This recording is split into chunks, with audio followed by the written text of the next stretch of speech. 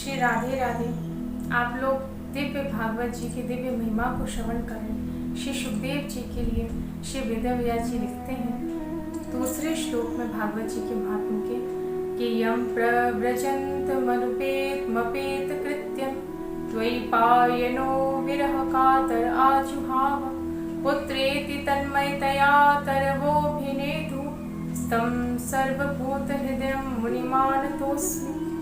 श्री सुखदेव भगवान जिस समय माता के गर्भ से प्रकट हुए थे उस समय श्री सुखदेव जी की आयु थी 12 वर्ष। उस समय जातकर्म संस्कार भी नहीं हुआ था, लौकिक वैदिक संस्कारों का समय भी नहीं आया था। और उसी समय श्री सुखदेव जी जैसे ही माता के गर्भ से बाहर आए हैं तुरंत दौड़ पड़े और दौड़कर वन की ओर जाने लगे।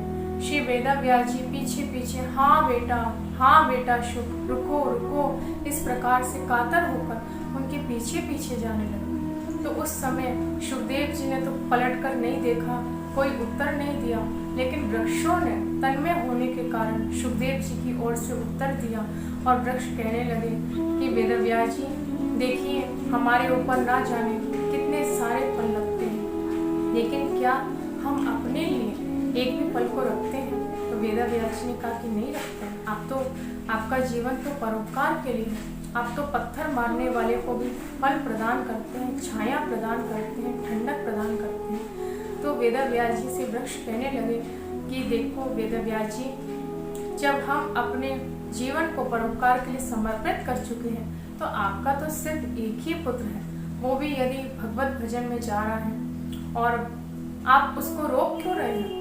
तो ये बात सुनकर वेदव्यास जी वहां से वापस लौट आए थे।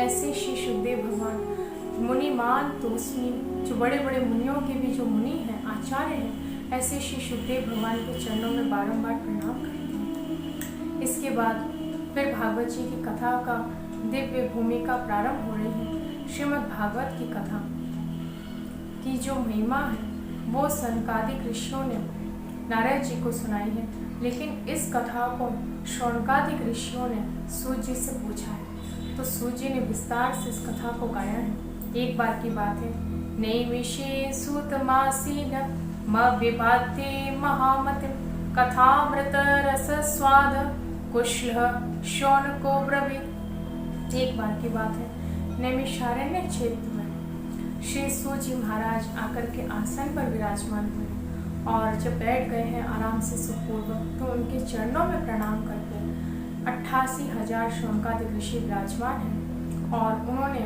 प्रश्न पूछा है। पहला कहा गया नैमिषे सूतमासीन मविभाते महामतिम। अब यहाँ पर वक्ता का लक्षण बताया गया। तो सूत जी को महामतिम कहा है।